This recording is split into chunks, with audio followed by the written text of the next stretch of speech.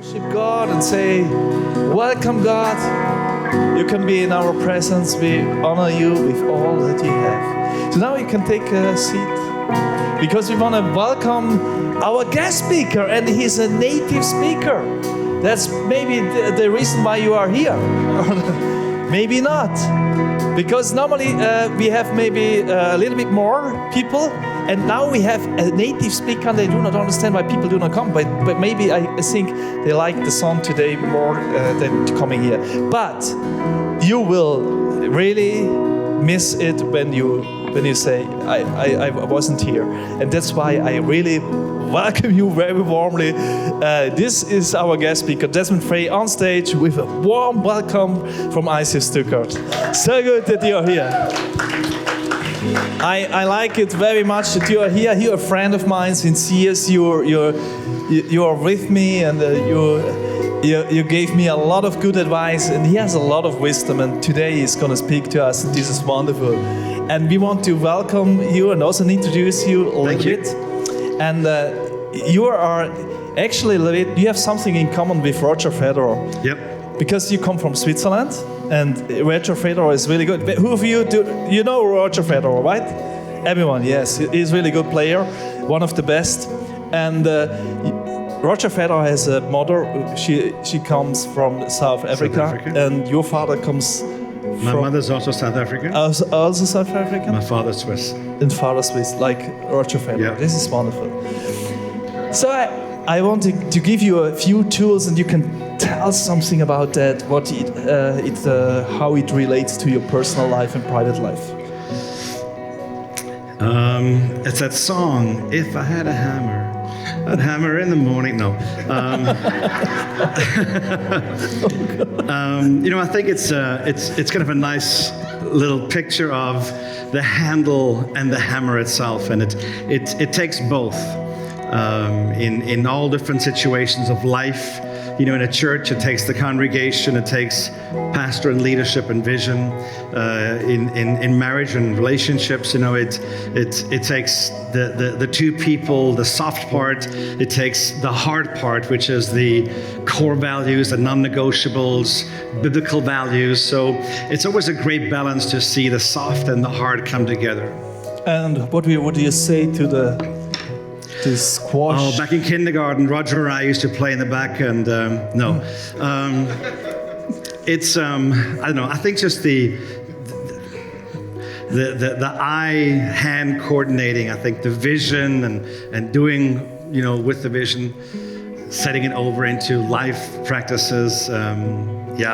It's not sport. No, okay. No, it's not. I used to play sport, but not anymore. And you said that you are Swiss. So Swiss, I know they have a lot of money. Yes, of course. How money relates to your life? It reminds me of a chocolate bar. No, I think the riches in life is not so much, and I've learned this over the years, that what you have in the bank, which is nice and it gives you opportunities, but it's also friendships, it's also people. And the Bible says a good name is rather to be chosen than riches. And it's good to have riches, but I think it's also good to see the richness in the relationships, which this series is all about. Cool. I'm really excited that you are here and that you're gonna talk to us in a few minutes. And not only want to get to know our guest speaker a little bit better, you also want to get to know each other a little bit better. That's why we have family time, and you have the opportunity to stand up and go around and say hello, maybe especially to the new one, especially to those faces that you didn't see. So speak to them and talk to them, and you have a few minutes for that. Okay, let's stand up, internationals. All right. Hey, how are you guys doing? Good? All right, that's 4 of you. How you guys doing? Good. There you go. All right. Hey, we're in a great relationship on a series called Relationship. And one of my favorite topics, because my wife and I have been married for 34 years. And actually got a picture of my family, if you want to see behind me. It's my beautiful wife and 4 kids, 8 grandkids, the 8th on the way right now. And I don't have so many kids because I like kids. I have so many kids because I like my wife. And so anyway, but we enjoy them, and they are a great joy to our lives.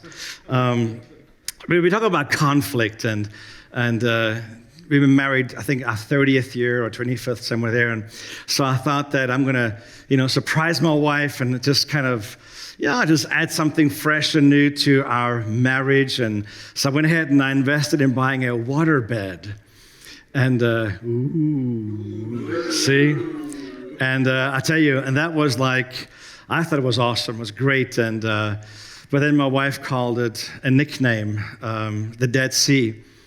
And so I sold it again. But anyway, it brought some conflict. And so we're talking about conflict resolutions right now.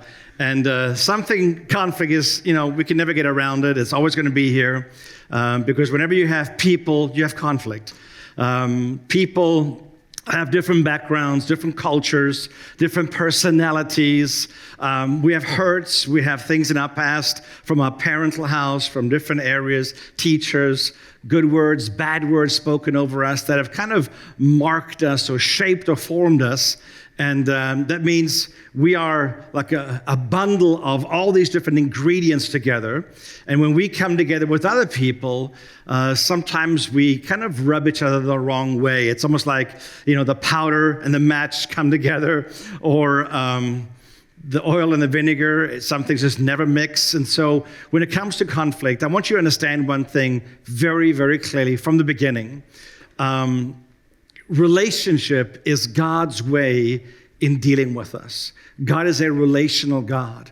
Back in the garden, Adam and Eve, he put them there because he wanted to have relationship with them. And what the enemy did is he came in and he brought division. He brought sin in there. And they sinned. The presence of God left. And the first thing that man saw, if you read the Bible there, it says, and they saw themselves that they were naked. It was the beginning of self-awareness. And the eyes were put on self rather than on God. Because you cannot have it both ways. You either have God in view or self in view, but not both. And sometimes people jump back and forth. On Sunday, it's a God view. And, during the week, it's a self view. Or maybe everything is God view until somebody says that word or that button or just gets you the wrong way to where you basically just, have this little volcano expression. And that's why I want to be careful. Relationships are so important. We are made and we are wired and we are built to be relational people. The Bible over and over again says it's not good for man to be alone. It's not good that you are a loner. People who are loners are dangerous people. Because that means they are so hurt or they're so swing this big old, remember the olden days, the big old ball with the nails coming out, what's it called? I don't know, it's just some gruesome old weapon, but they swing it around because they don't want people to come close. So they swing it around with opinions, or they swing it around with accusations, or just over personalities that they just keep people at arm's length because they really don't want people to get to know them who they really are. It's basically a help cry. Somebody help me. Somebody fix me. Somebody take the hurt away in me. So when God says, the way I function with you is through relationships. I'm going to speak to you through other people. I'm going to send pastors or giftings or callings or friends into your life to help you, to speak to you. In James, it says that we can confess our faults to God to be saved, but confess our faults one to another to be healed. In other words, he wants us to talk, to be open. That's the way we heal. That's the way we get stronger. The Bible says that faith comes by hearing God's word. Other people speaking God's word over us, it makes us stronger. And so you can see in all these aspects, relationships are absolutely key. And I think that's why the enemy is so hard and so dedicated on marriages and relationships between two people that love each other, because he knows if a married couple is in full agreement with God in the middle of it, nothing is impossible to them. But he knows if he can bring division there, He's got the kids already confused. He's got the neighbors opinionated. He's got the church judging. And I mean, it just spreads all over if you can split one couple. And we know that firsthand because we were married 5 years into our beautiful, beautiful marriage. And we were really divinely put together. It was a God thing, which is a complete different story. But 5 years into it, I was just really overworked and underpaid. But no, overworked and not really working well at home. I was so dedicated in the church to impress my pastor because my dad didn't really affirm me growing up, so I was hungry for affirmation. I would do things that you would compliment me. I would say things so you would say, well done and wow. And for me, it was all just people. Love me, love me, love me, because I never got it at home as much as I probably needed it. So then all of that dysfunction built up into me that I worked so hard at my job that I basically neglected my family completely. My wife used to bring the kids in the pajamas at nighttime before they went to bed to my office because I was preparing sermons for Bible school the next day so I can kiss them goodnight and quickly have a little game and a little tickle with them and then back in the car, go home, go to sleep. I used to show up at the birthday parties. I called my wife, when is the cake thing, with the candles and the pictures? I'll be there for that. And I would go home for that and then go back to the office. It was just crazy, and it caused us to break down completely. And our pastor at that time advised us, you guys better get divorced. Now, when your pastor tells you your choice is divorce, you know it's a bad marriage. And so we know firsthand what it means to have that pressure, that conflict in our lives. And here are some of the things that helped us. And I'm hoping, I'm praying that this will, and there's so many different good things out there that you can learn, about conflict resolutions. But here's some things that helped us, and I'm hoping if you pass it on, it's going to help you also. Number one, to resolve conflict is focus on the problem, not the person. Because so often we have it the other way around. You said and you did and if you wouldn't be and all these things, and we go back and forth. And really what it is if we can almost like split me in a shadow, if I can be here and say, okay, this is the conflict that happened. Me as a person, I'm a nice guy. People like me, actually. I'm your friend. But this is what I did. And if you can go ahead and do that with other people and say, you know what, I'm going to separate you from what you did. I'm not talking about anything. We don't even know each other. But you said this the other day. It doesn't make you a bad person. Maybe you said something under pressure. Maybe you said something because you were stressed or you heard something else. Whatever triggered it. But separating the person from their performance makes a big difference. That means you can have a conversation with somebody and they can walk away still like you because you honor them, you help them, you engage with them, but you talked about something that was very hurtful. You understand what I mean? Those are very, very important things. James 4 verse 1 says, what causes fights and quarrels among you? Aren't they caused by the selfish desires that fight to control you? In other words, I'm going to fight so I can be in control. I don't want to lose control. I want to make sure that it's my opinion that counts. I am right, of course, obviously, as always, because I'm the logical one. I see this, completely more mature than my wife. And, all these different things begin to start building up this fight in me, which is very unhealthy. So separating the person from the performance helps me to continue to honor and respect the person, but deal with the issue. You see that? Tell your neighbor, say, I think I know who he's talking about right now. Just tell your neighbor, I think I know who he's talking about. All right, number 2, use reflective listening. I love this one. This took me a while to learn. But reflective listening means that, let me tell you what it's not. If you have somebody you're in a discussion with and they always want to end your sentence and they don't allow you to finish what you want to say, what does that do to you? Does that bring like little wings of angels? No. That brings like that volcano, right? It's like, would you shut up and just listen to me? So that's what it is not, all right? That's kind of, I want to be heard. I want to be known. My opinion comes first and all that. But here's the trick. The one who listens really controls the conversation. Did you know that? When you're starting to listen, not for yourself, but listening, how is she thinking? Which is a miracle to me anyway, how women think. But I mean, why is she saying the way why would she do that? Or what caused her to do this the other day? It just, and I'm trying to figure out, something inside caused that. It wasn't just like, some evil spirit just possessed her, and took over her life. No, it's something triggered that. And if I can figure out what that something is, if I can go ahead and listen a bit deeper into it, maybe I would understand where she's coming from, which I need to try and meet somewhere in the middle. Can you hear that?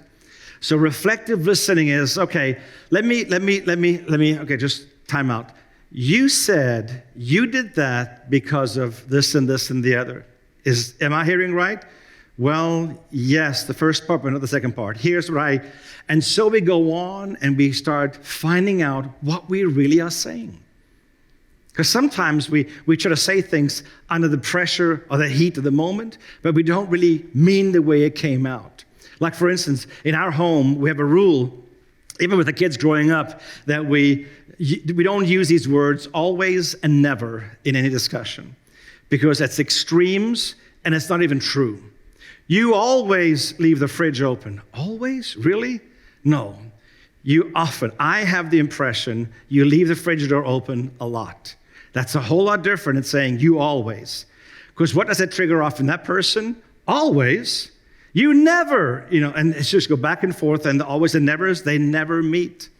It's funny, in our home, even when the kids came home over Christmas last year, and we had two of our kids talking in the lounge, and we were all in the kitchen, and then one of them said to oh, you never do this, and it's like a choir in the kitchen. Never? So we correct each other the whole time, and then we hear them, okay, sorry, often, but that's reflective listening when we starting to help. Did you know only 7% of communication is linguistic, is verbal? 7%. That means 93% of communication is in spirit, in gesture, in body language, in attitude, all these things.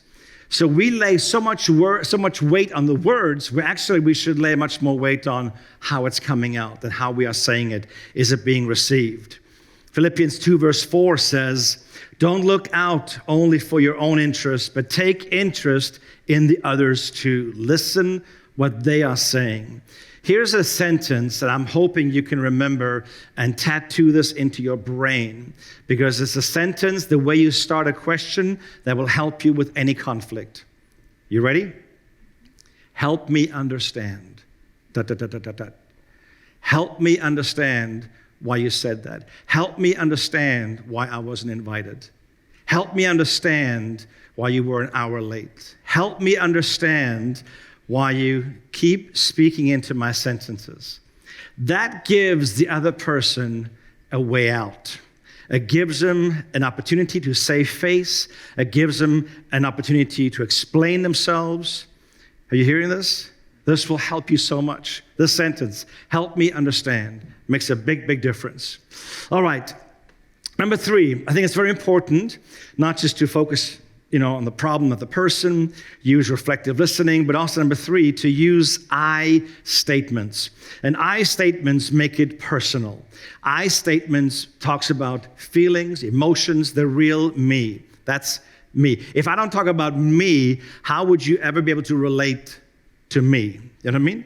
So things like, I feel like you are neglecting me. I feel like you've ignored me. I feel like you don't pay attention to the things that I'm thinking are important. I feel like when I'm talking about how I feel, it doesn't matter whether you are right or wrong. That's the way I feel. You may say, I have never done that. Whatever on your side happened, it makes me feel this way. So something over there triggers the way I feel. Maybe I'm wrong, but all I can tell you is it makes me feel like this. Like my wife, in a good sense, I was kind of raised old school. My dad was in a hotel restaurant business, so he was a very charming guy. He's like 90, I don't know, 90-something years old, ancient. But he's a charmer. And growing up, he would always open the door for my mom and other, ladies and all that. And so I grew up opening doors. And so I would just open the car of my wife and always done that. And so I've asked her the other day, I said, I know this may not be fashionable anymore, but I said, is it okay if I still do that? And she goes, you know what? It makes me feel like you're thinking of me, like I'm important to you. I can open the door myself, but it just makes me feel like I'm special.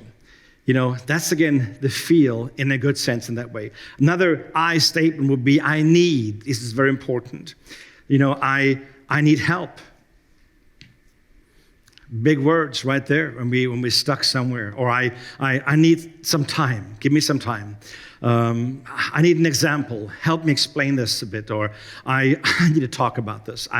When we talk about the things that we need, we can control that. That's something personal, and we have to start using some of these I statements. Also, I can, focusing on the positive things, the solution thing. I can be more on time. Okay. Or I can make sure that I don't use that name again or that sentence. Or, things that we can do, we can control that. And that helps in the negotiation almost of this conflict resolution, finding agreement. Or I will, making a commitment. We say I will when we first get married. Or I do, or I will. And those are very powerful words. And really what it means is I will work at this. I will commit to this. I'm going to be in this until the end. And those are like vows that we make. I will do this. I will call you. I will be there. You can count on me. Those are strong things that we say, my will is to.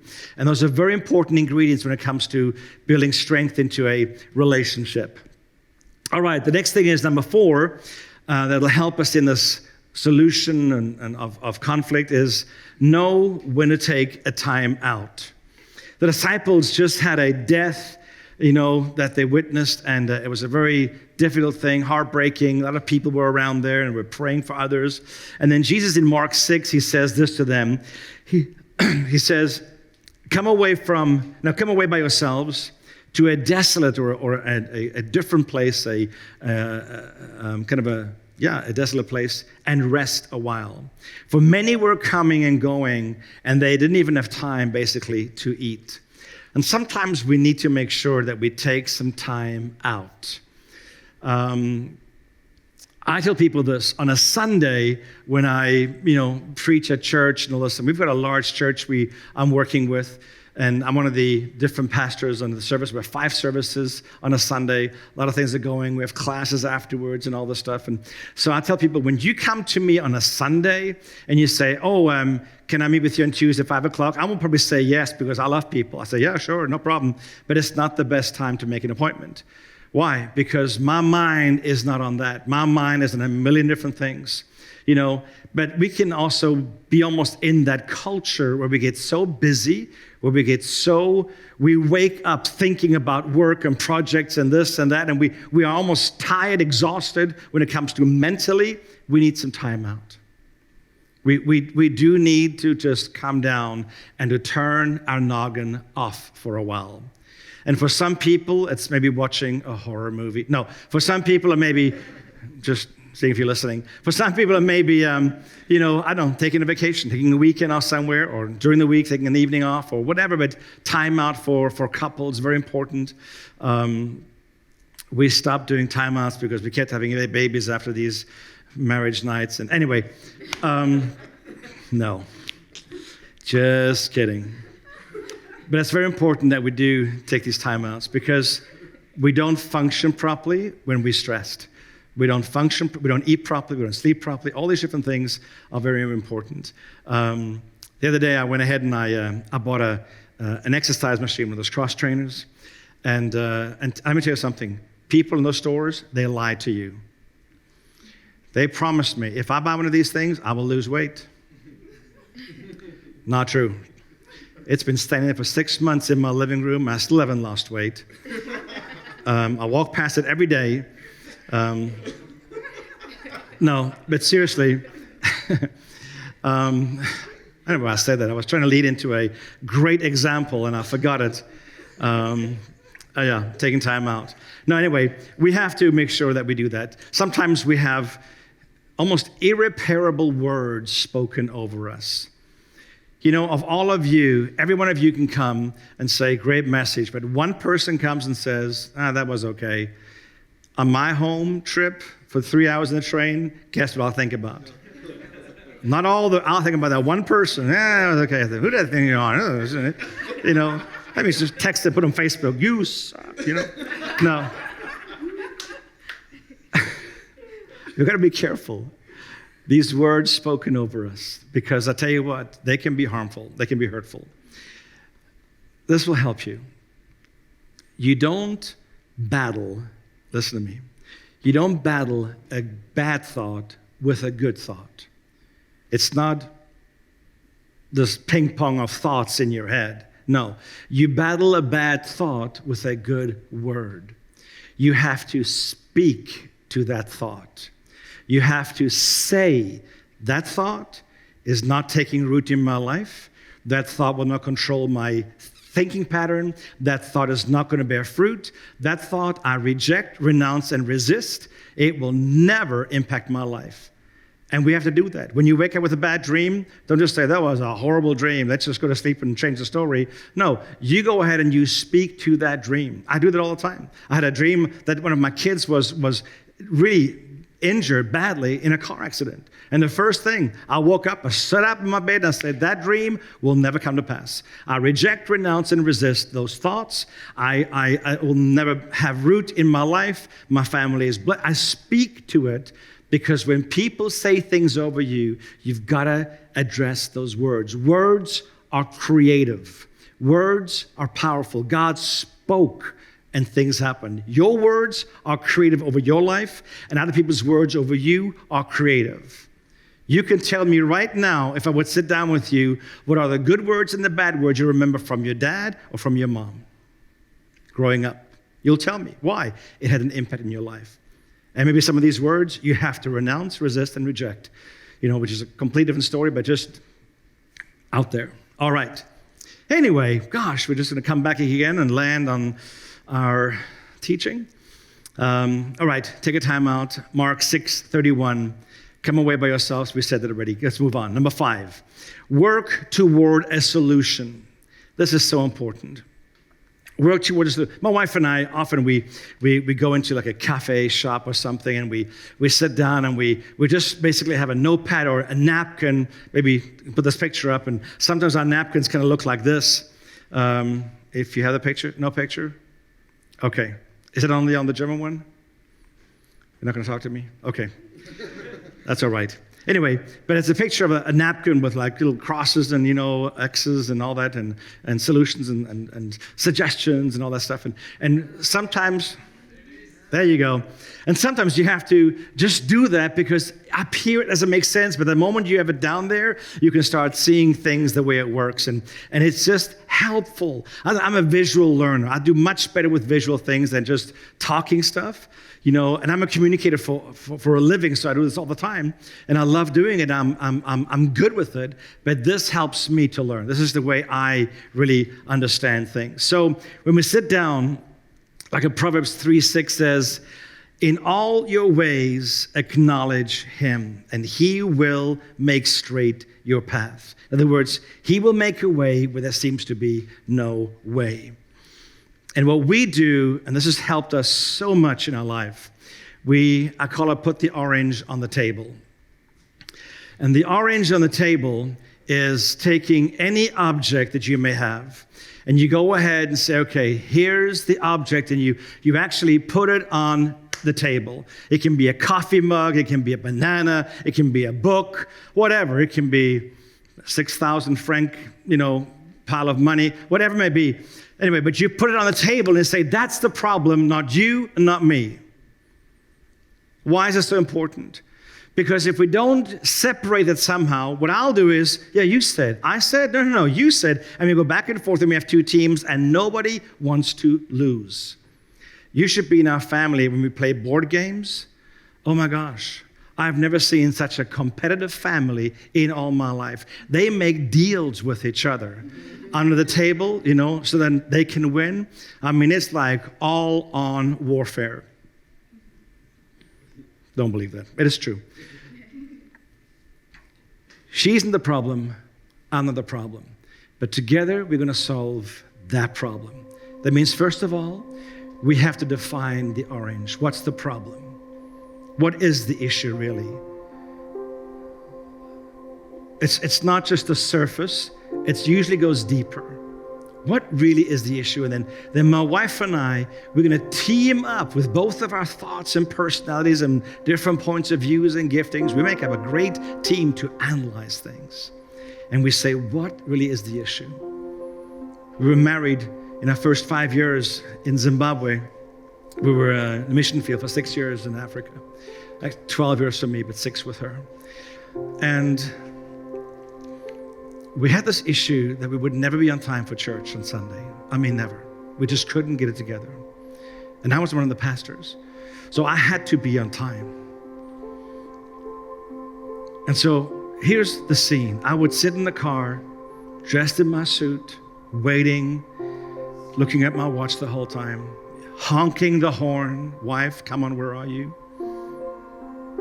And then finally she would come around the corner and she would have 2 kids over here, 1 on her arm, and 3 diaper bags. And she would come around the corner and put them all in the car and I'm like, woman, where are you? We are late. Some of you know exactly where this is going to go. So we finally, on a Monday morning, we sat down and we said, okay, before we go to the office, we've got to solve this because I cannot do this one more Sunday. And here's what happened. We sat down and we defined the orange. What's the problem? The problem wasn't just being late to church. The problem was that we totally miscommunicated. My expectations of her expectations of me, and all these things, it didn't go well. So here's how we solved the problem. On Saturday evening, all the clothes were out for the kids to dress. I took the older 2 ones that were already out of diapers, and she took the baby in diapers to get ready. So in the evening before, I would have the cereal bowls ready for breakfast. Everything was all set.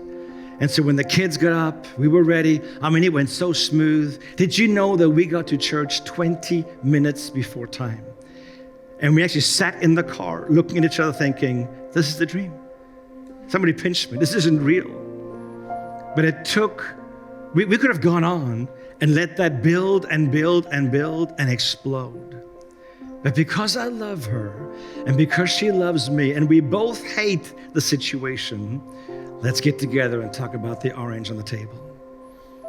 And I want to encourage you, wherever you may be at with your relationships, whether in a love relationship, in a friendship relationship, whether it may be a parent-child relationship, no matter where you're at with your relationship, practice this. Put the orange on the table, the banana, the whatever, but put something on the table and say, you and I will solve this issue today. Let's get on the same team because that's how you win friends. That's how you go deep. That's how you help each other. And sometimes you have to agree to disagree.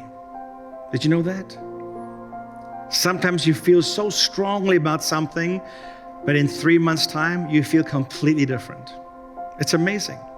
Because time has these ways of just doing things with us that we see a different picture, a different angle. Or maybe it's just not that important anymore the way it was 3 months ago. But I want you to just bow your heads quickly. Let's pray. Let's ask God to help us in our relationship. Father, we thank you that you help us. You are the problem solver. You are the one that gives us wisdom beyond our years. Father, we ask for wisdom specifically right now for that relationship that we're in that maybe not be healthy. Maybe it needs to end. Maybe it needs to start a bit slower and slow down. Or maybe it just needs to take a break, or maybe it's just going to be time to clean up some things. Father, whatever it may be, help us in these relationships that you truly want to use to build your church. and to build our lives. In this next song, just go ahead and give that to God, would you? Go ahead and allow God to take that and to breathe life into the situation again.